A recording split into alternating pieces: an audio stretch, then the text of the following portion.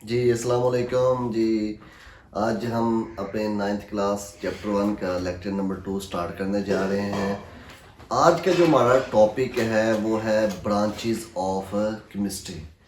तो मैं इस टॉपिक से पहले थोड़ा सा पिछले वाला टॉपिक थोड़ा सा आपको बता दूं कि हमने कल चीज़ें डिस्कस की थी।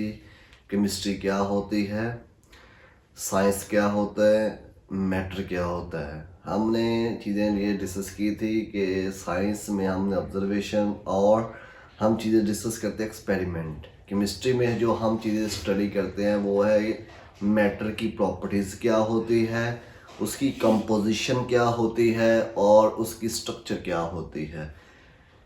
इसके बारे में फिर हमने बाद में स्टडी किया है कि मैटर क्या होता है। हर वो चीज़ जो ऑक्यूपाई स्पेस करे और वो कैरी वेट करे, हम उसे मैटर कहते हैं। उसकी 3 स्टेट होती है, सॉलिड, लिक्विड, गैस। ठीक है, यहाँ तक हमने कल स्टडी किया। आज हमने अब देखिए केमिस्ट्री एक बहुत बड़ा सब्जेक्ट है, उसको समझना इतना आसान नहीं है, इसलिए हमने उसको आगे डिवाइड किया है मुख्तलिफ ब्रांचेस के अंदर, जो आज का हमारा टॉपिक है। इसमें जो फर्स्ट ब्रांचेस है ना हमारे पास, उसे हम नाम देते हैं फिजिकल केमिस्ट्री।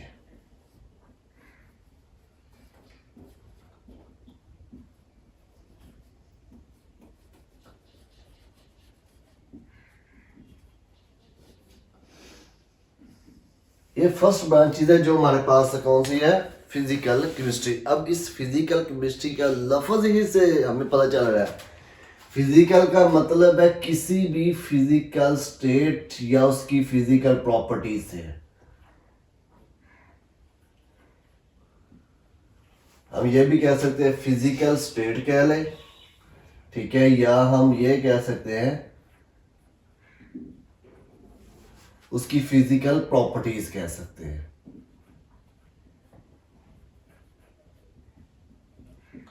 नाम से ही सारी चीजें वाज़ेह हो रही हैं। और केमिस्ट्री के अंदर हम क्या पढ़ते हैं, ये आपको बेहतर पता है कि रिएक्शंस के बारे में, उसकी चेंजेस के बारे में पढ़ते हैं। यहाँ पर जो चीज़ हमने देखी ना फिजिकल प्रॉपर्टीज के अंदर, फिजिकल केमिस्ट्री के अंदर हमने किसी भी चीज़ की ज़ाहरी जो चेंजिंग है ना वो देखनी है।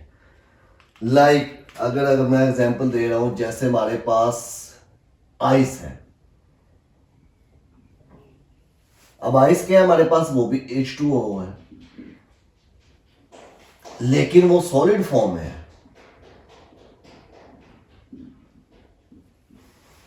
आइस है, वाटर है, पानी को फ्रीज किया वो आइस बन गया है, ठीक है, और वो भी आपके पास H2O है। लेकिन जैसे ही हम आइस को बाहर रखेंगे, थोड़ा सा उसका टेम्परेचर ज़्यादा होगा, वही आइस लिक्विड में शिफ्ट हो जाएगी, लेकिन वो भी पानी में ही शिफ्ट होगी, H2O, जिसे हम ये कहेंगे कि ये अब किस में शिफ्ट होगी, सारी की सारी वो लिक्विड में शिफ्ट हो चुकी है। अगर मजीद उसको हीट करें तो वो आपके पास शिफ्ट हो जाएगी गैस के अंदर, लेकिन रहेगा H2O।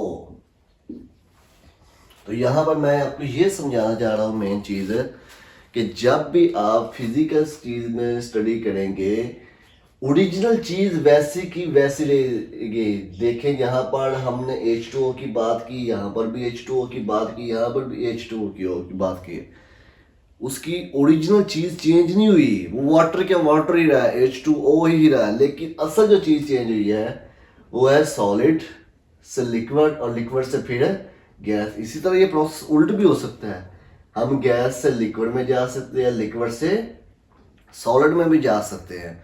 तो देखिए उसकी ज़ाहरी चीज़ चेंज हो रही है, हम ओरिजिनल चीज़ जो है वाटर का वाटर ही रहा है। इन चीज़ों को जो स्टडी करना, ये हमारे पास क्या कहलाता है, फिजिकल केमिस्ट्री। अब सवाल ये पैदा होता है कि हम फिजिकल केमिस्ट्री पढ़ते क्यों हैं, इसका हमें बेनिफिट क्या है। अब देखिए आपके पास डिफरेंट ऐसे रिएक्शंस हैं जिनमें हम फिजिकल स्टेट्स चेंज होते देखते हैं।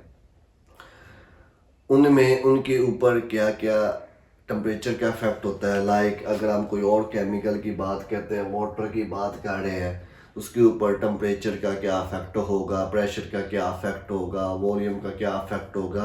तो ये सारी चीज़ें हम मुख्तलिफ केमिकल्स के ऊपर स्टडी करते हैं। तो इस वजह से हमें फिजिकल केमिस्ट्री को स्टडी करना बहुत ज़रूरी है। तो जो सेकंड नंबर पे है ना आपके पास, उसे हम नाम देते हैं इनऑर्गेनिक केमिस्ट्री।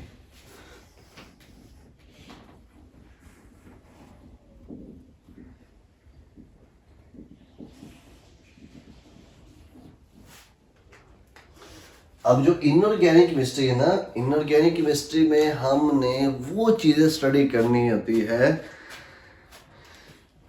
जिसमें कार्बन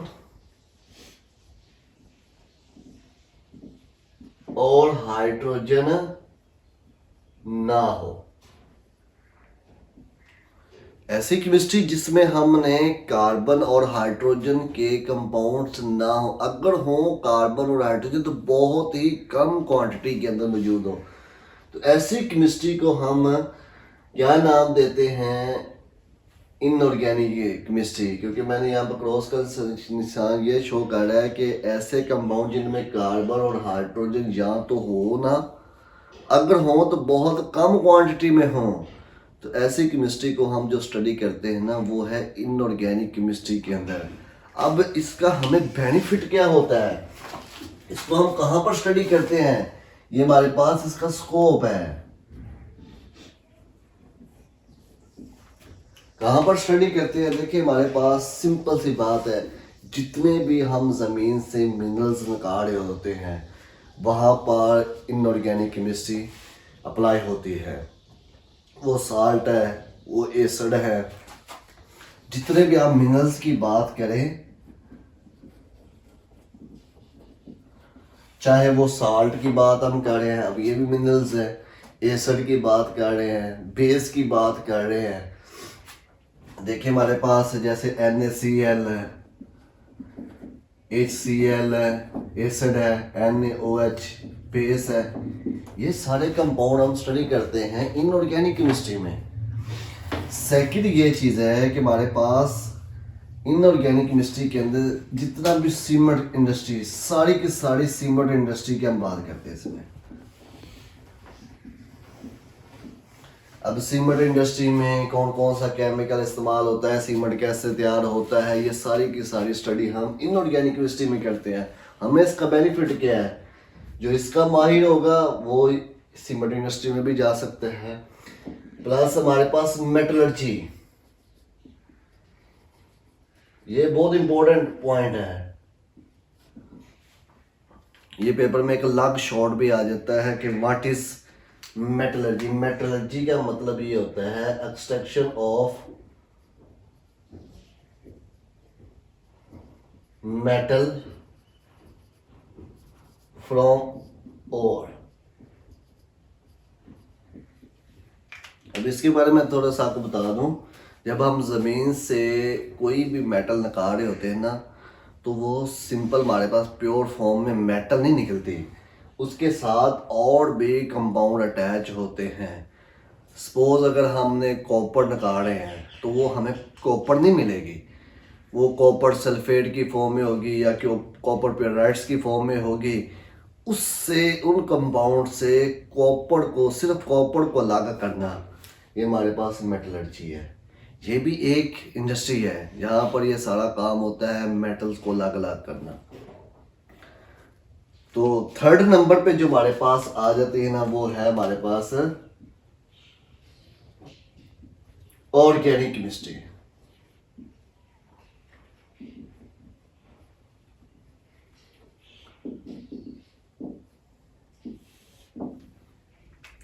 अब देखिए इनऑर्गेनिक केमिस्ट्री हमने स्टडी किया कि कार्बन और हाइड्रोजन के कंपाउंड के अलावा या ऐसे कंपाउंड जिनमें कार्बन और हाइड्रोजन बहुत कम क्वांटिटी, ये इसके अपोजिट है। ऑर्गेनिक केमिस्ट्री वो होती है जिसमें हमने उन कंपाउंड्स को स्टडी करना होता है जिसके अंदर कार्बन और हाइड्रोजन की क्वांटिटी बहुत ज़्यादा होती है। ये ऐसे कंपाउंड जिनमें कार्बन और हाइड्रोजन को स्टडी किया जाए प्लस उनके डेरिवेटिव्स को स्टडी किया जाए। तो वो केमिस्ट्री क्या कहलाती है हमारे पास, ऑर्गेनिक केमिस्ट्री कहलाती है। एग्जाम्पल से समझते हैं। सबसे सिंपल जो कंपाउंड है वो मीथेन गैस, सबसे पहला और सबसे सिंपल जो ऑर्गेनिक कंपाउंड है वो मीथेन। Methane CH4। अगर इसको थोड़ा सा ओपन करके लिखते हैं तो हमारा कार्बन उस 4 बॉन्ड बनाता है और हाइड्रोजन 1। अब ये एक प्योर ऑर्गेनिक कंपाउंड है जिसमें कार्बन और हाइड्रोजन की क्वांटिटी मौजूद है। इन कंपाउंड को स्टडी करना हमारे पास ऑर्गेनिक केमिस्ट्री होती है। इसी तरह इथेन है, बेंजीन है, प्रोपेन है, बहुत सारे और हजारों लाखों करोड़ों की तादाद में ऑर्गेनिक कंपाउंड मौजूद है। इनको स्टडी करना ऑर्गेनिक केमिस्ट्री कहलाता है। अब यहाँ पर एक वर्ड यूज हुआ है डेरिवेटिव्स। डेरिवेटिव वो होता है जो ओरिजिनल से आगे बढ़े। अब ये एक ओरिजिनल कंपाउंड है, अगर हम इसको थोड़ा सा देखें तो ये एक ओरिजिनल है। अगर इसी को थोड़ा सा चेंज कर दे, लाइक हमारे पास ये था मीथेन गैस, हम इसको थोड़ा सा चेंज कर रहे हैं। चेंज ये कि जहां पर जिस मर्जी हाइड्रोजन को चेंज कर दें। मैंने एक हाइड्रोजन को हटा के वहां पर लगा दिया है Cl। अब ये इसका डेरिवेटिव है।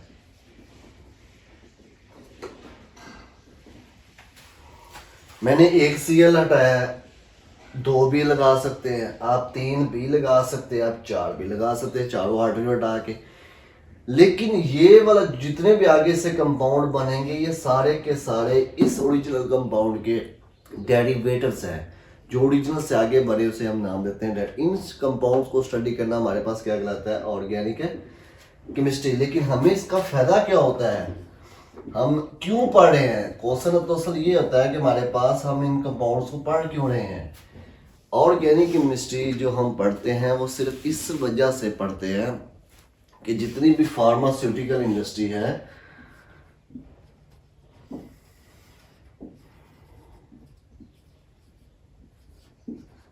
वो सारी की सारी इंडस्ट्रीज में स्टडी की जाती है। लाइक फार्मास्यूटिकल वो इंडस्ट्री है जो मेडिसिन, अब जितनी भी मेडिसिन तैयार हो रही है वो ऑर्गेनिक केमिस्ट्री से बना रहे हैं कि हमारी बॉडी से लिविंग ऑर्गेनिज्म के मुताबिक जितनी भी मेडिसिन हमारी बॉडी के लिए तैयार की जा रही है, जानवरों के लिए तैयार की जा रही है, परिंदों के लिए तैयार की जा रही है, ये या प्लांट्स के लिए तैयार की जा रही है, ये सारी की सारी वो लोग ही इसे प्रोसीड करते हैं जो ऑर्गेनिक केमिस्ट के माहिर होते हैं।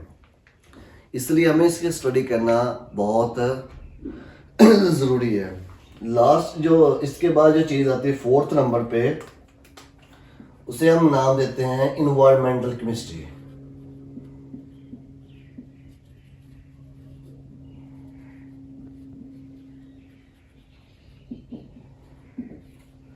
अब देखिए इन्वायरमेंटल का वर्ड ही से पता चल रहा है। इसका मतलब क्या है? एनवायरनमेंट का मतलब है माहौल, केमिस्ट्री का मतलब है केमिकल। अब माहौल के ऊपर जो केमिकल का असर क्या है, इस केमिस्ट्री में हम वो चीज़ें स्टडी करते हैं कि माहौल के अंदर केमिकल का असर क्या है। अब माहौल के अंदर हमारे पास लिविंग ऑर्गेनिज्म है। अब जितने भी लिविंग ऑर्गेनिज्म हैं हमारे पास, उनके ऊपर केमिकल का असर क्या क्या है उनको स्टडी करना एनवायरमेंटल केमिस्ट्री लाएगा। अब माहौल जो मेन चीज़ें हैं उसमें मेन हमारे पास है एयर, वाटर और प्लस हमारे पास सोयल। जो जिंदगी के लिए मेन चीज़ें ज़रूरी है वो ये 3। अब देखिए हवा को साफ रखना, उसमें कौन कौन से कंपोनेंट हैं, जैसे उसमें कार्बन है, हाइड्रोजन है, नाइट्रोजन है, ऑक्सीजन है, वो कितनी कितनी क्वांटिटी में रहे तो हमारे लिए हवा साफ रहेगी। पानी के अंदर कौन कौन से कंपोनेंट होना ज़रूरी है और कौन से कंपोनेंट केमिकल एक्स्ट्रा होंगे तो फिर वो किसी की डेथ का मसला बनेगा, किसी के बीमारी का मसला बनेगा। सॉइल के अंदर कौन कौन सी चीज़ें मौजूद है वो उसलिए मसला बनेंगे। इन चीज़ों को स्टडी करना एनवायरमेंटल केमिस्ट्री कहलाता है। और इसके जो मेन लोग होते हैं वो एनवायरमेंटल केमिस्ट लोग होते हैं, जिनका मेन काम होता है हवा को चेक करना, हमारे पास मिट्टी को चेक करना और पानी को चेक करना, जो हमारी ज़िंदगी के अहम हिस्से हैं। इनकी स्टडी करना हमारे पास क्या कहलाता है, एनवायरमेंटल केमिस्ट्री। इसके बाद जो लास्ट में रहेगी ना हमारे पास, लास्ट में रहेगी है एनालिटिकल केमिस्ट्री।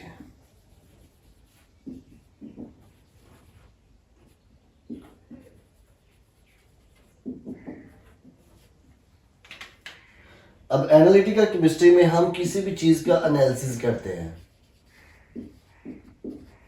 एनालिसिस वो हमारे पास हो सकता है, आइडेंटिफिकेशन हम कर रहे हैं किसी चीज की, वो हम सेपरेशन कर रहे हैं किसी भी चीज की। देखिए सिंपल सी, इसको समझने के लिए सिंपल देखिए, किसी भी इंसान को अगर कोई जहर दिया गया है तो वो देखना ये होता है कि वो जहर कौन सा दिया गया से और कितनी क्वांटिटी में दिया गया है, उसके अंदर कितने परसेंट कंपोनेंट है, उनकी क्या क्या परसेंटेज है। इन चीज़ों को चेक करने के लिए एनालिटिकल केमिस्ट बंदे की ज़रूरत होती है। तो इसका मेन या इसको सेकंड एग्जांपल हम ये देख रहे हैं कि वाटर है हमारे इलाके में जो पीने के लिए, अगर हम लाहौर की बात करें, पत्तों की बात करें, उकाड़ा की बात करें, पाकिस्तान की बात करें, जहाँ पर भी एरिया से हम पानी ले रहे हैं वहाँ पर उसके कंपोनेंट चेक करते होते हैं कि उसके अंदर पानी में कौन कौन से कंपोनेंट मौजूद हैं, पहली बात। दूसरी, वो कंपोनेंट कितनी कितनी परसेंटेज में मौजूद है, वो चेक जब हम करते हैं तो वो उन कंपोनेंट्स को चेक करने के लिए हमें एनालिटिकल केमिस्ट की ज़रूरत होती है। अब यहाँ पर जो देखिए ये सिंपल सी बात है, इसमें अब देखिए यहाँ पर मैं आपको थोड़ा सा ये बता रहा हूँ कि इसमें शॉर्ट क्वेश्चन सिंपल ही बन रहे हैं कि फिजिकल केमिस्ट्री क्या होती है, इनऑर्गेनिक केमिस्ट्री क्या होती है, इनका स्कोप क्या है। पेपर में ये भी अलग से आ जाता है स्कोप क्या है, इनकी डेफिनेशन या इनका स्कोप अलग से है। अब इसमें एग्जांपल एमसीक्यूज कौन कौन से बन सकते हैं कि इनऑर्गेनिक केमिस्ट्री में हमने किस चीज़ को स्टडी करना होता है, मेटलर्जी उससे रिलेटेड कुछ आ सकता है एमसीक्यूज। ऑर्गेनिक केमिस्ट्री के कोई एमसीक्यू बना सकते हैं कि which one of this is organic compound, नीचे वो 3-4 कंपाउंड बना सकता है। इन्वायरमेंटल केमिस्ट्री, ये चीज़ें आपको पता चाहिए। अब इसमें से आपको एमसीक्यूज वैसे ही पता चल जाएंगे, इसलिए मैं आपको बता नहीं रहा। तो ये सिंपल वैसी चीज़ें आ रही हैं। तो आज का हमारा ये टॉपिक यहाँ तक ही ख़त्म हो रहा है। नेक्स्ट जो इसकी ब्रांचेज है वो हम सुबह स्टार्ट करेंगे। तो इंशाल्लाह मिलेंगे नेक्स्ट लेक्चर में। तो अल्लाह हाफिज़।